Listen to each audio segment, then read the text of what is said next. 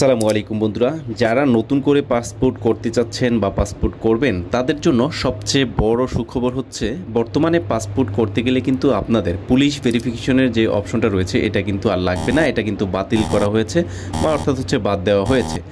একটা পাসপোর্ট করতে গেলে কিন্তু সবচেয়ে বড় একটা জটিলতা বা একটা ঝামেলা সেটা হচ্ছে পুলিশ ভেরিফিকেশন। কারণ পুলিশ ভেরিফিকেশনের কিন্তু আপনাকে টাকাও দিতে হয়, প্লাস হচ্ছে আপনাকে ফোন দিয়ে নানা হয়রানিও করে।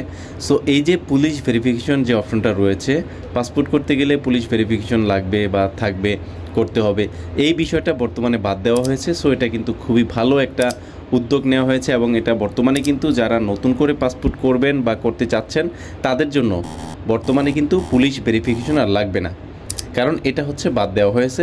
খুবই ভালো একটা উদ্যোগ নেওয়া হয়েছে এবং খুবই ভালো একটা কাজ।